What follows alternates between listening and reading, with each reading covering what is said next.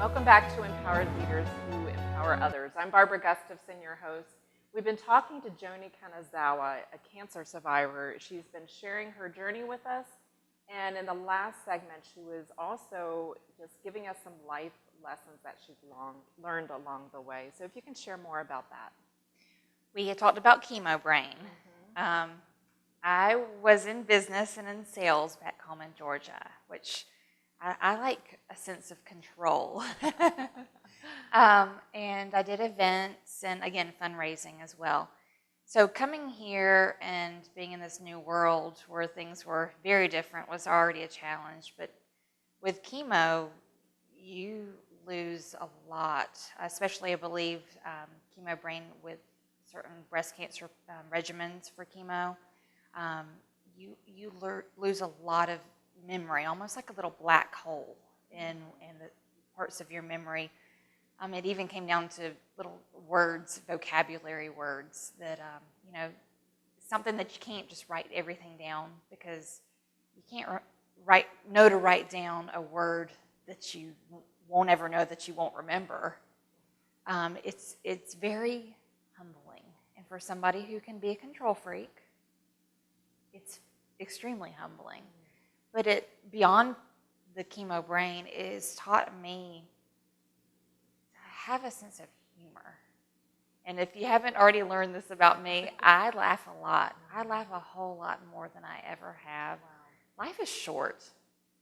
And, whether it's laughing and cutting up and being silly, and sometimes that can be too silly for some, or stepping up and helping people when you see an area of opportunity where a family needs help, and you have, the ability to say, hey, I can do that, instead of turning your head and walking the other way. Life is short. So one of the biggest lessons is just that, to laugh through life and to step up and make waves and not let life pass you by anymore. What a wonderful outlook. And when you talk about, with the chemo brain and the loss of memory, was that permanent or temporary? It's supposed to be temporary, but I still have moments.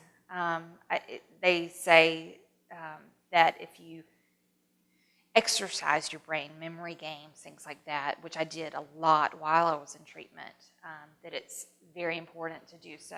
We still do word finders, things like that, to enhance vocabulary, and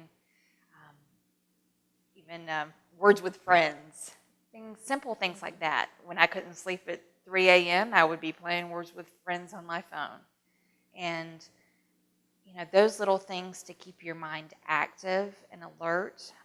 But unfortunately, I still have moments, and it's been, I'm actually on the 11th about to have my 3rd anniversary of being done with treatment. Wow, congratulations. Thank you. But I still, unfortunately, have some moments of I don't remember somebody telling me something, or, something just slips through the cracks, but it's few and far between. But again, life is short. Just laugh it off. You roll with it, you learn from it, and you just keep moving forward. And I love that perspective, because it sounds like you've changed your perspective on mistakes, failures, and shortcomings. Absolutely. Share with us, you talked about how you had some fears. Would you mind sharing maybe a fear that you had and how you came through that and how that's helped you? I would say cancer was probably my biggest fear. Dealing with many other people, from family to friends. Nobody had breast cancer in my world, not in my family. But, had been dealing with cancer everywhere we turned back home. That's a scary word. That's a scary thing to think about. But when it hits you, it's a whole other ballgame. When it hits somebody in your household, it rocks your world like you wouldn't believe.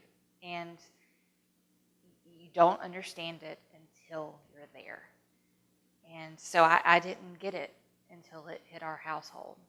And now I truly do get it. And I don't know if it's a fear that I've overcome, because it can reoccur.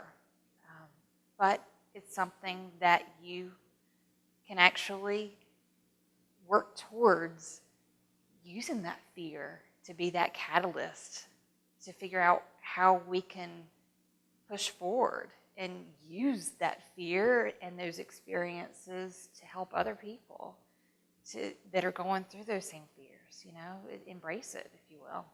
I really like that because what I hear you saying is we can really learn from our fears. Right.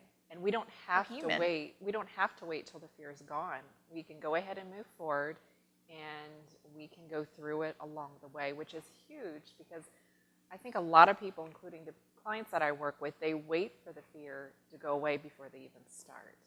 Absolutely. No, you have to have a positive attitude, strong faith, whatever that faith may be. I know, my faith and a positive attitude really got us through a lot and helped me along the way. And it's amazing that you don't have to wait till the fear is gone. You just have those days when the fear cranks up a little bit more. You depend a little bit more on your faith and your family and your friends, and lean a little bit harder. And you'll have good days and bad, but embracing that and knowing that and learning from that, I think, is the biggest key to getting through this journey. Absolutely. So you have a nonprofit. Tell us about that and how you got started.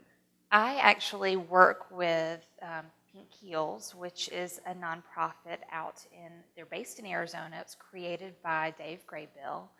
And Pink Heels is pink fire trucks, police cars, and it started out all about embracing women and families in cancer. And it has slowly evolved to just putting women on a pedestal and realizing that if mama ain't happy, nobody's happy. That's true. And no matter if it's cancer or diabetes or finances or whatever ails you in the family, if we truly rally around the women and the children in our families, that's the strength and the glue that holds us together. As Pink Heels travels the country on their tour stops, we created a tour stop here called the Pink Heels Color Rush. And that is my baby. Myself and my co-director, who I've been absolutely blessed to find, her name is Elizabeth Nast, created this event. And it's a 5K, and we're just so excited that this is our third year. Well, that sounds wonderful. Well, we've got to go to another break, but we want to hear more about that when we come back.